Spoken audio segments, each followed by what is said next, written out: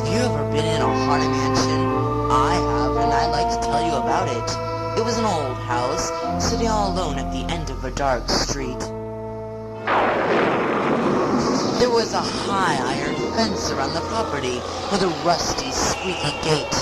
The sidewalk leading to the porch was broken and overgrown with weeds. The wind was blowing the trees, and the branches made strange noises as they brushed against the house. I entered the front door and was greeted by a ghostly voice. Good evening. Welcome, foolish mortals, to the haunted mansion. The voice seemed to be coming from the art gallery. Good evening, I said in a shaky voice. Do you mind my being here?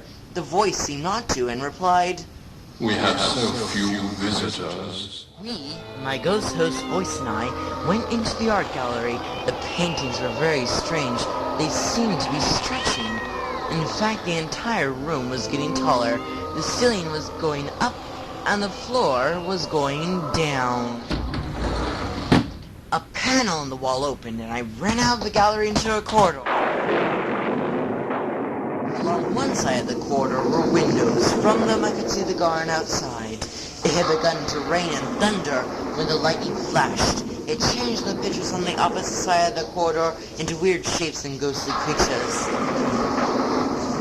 At the far end of the hall, I could see a staircase leading to the second floor. I climbed the steps very slowly, not knowing what I would run into next. The air got colder, and I could hear the rain splashing against the windows. I walked down the hall, and there in the conservatory was a coffin. Don't betray your presence by speaking. The ghostess warned. Because Maladiata is assembling all the spirits who have been lost, dying to meet you. Madame Leota was a spirit. In fact, she was just a head in a crystal ball. She called to objects in the seance room, and they began to float around. There was a table, a lamp, a horn, a bell, and a drum, all in the air at the same time. I could hear music from another room, and went to investigate. I passed the strangest clock. It was a grandfather type, but it had 13 hours instead of 12. The music was coming from the grand hall. As I stood on the balcony and watched, I couldn't believe my eyes. It seemed to be someone's birthday, and the ghosts were having a wonderful time. Some ghosts were sitting at the dining table, while others played on the chandelier overhead. Several ghosts danced to the honey or flame paid by a grinning ghost.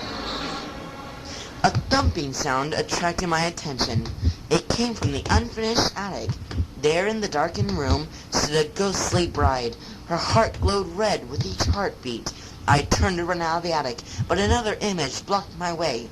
He was a large, cloaked figure whose head disappeared from his shoulders and appeared in a hat box which he held in his hand.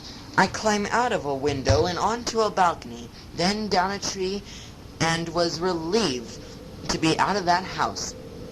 Now I had another problem. I was out of the house, but in the graveyard. I tried to get help from the caretaker, but he was more frightened than I. He and his dog just stood there, shaking. Down the path I went. I passed a group of singing minstrels who paid no attention to me at all. A group of cats and a family of owls joined in spooky harmony. I passed a king and a queen teetering on a gravestone and a hearse stuck in the mud. There were ghosts riding bicycles and a masked executioner singing a duet with a decapitated knight. 3 hitchhikers stood on the side of the path. Beware, my friends! Ah, ah! They may try to follow you home! Ah, Cried a raven. I ran the rest of the way down the path, through the crypt and out of the gate. At last my adventure was over, but I was frightened, but also intrigued all at the one same time.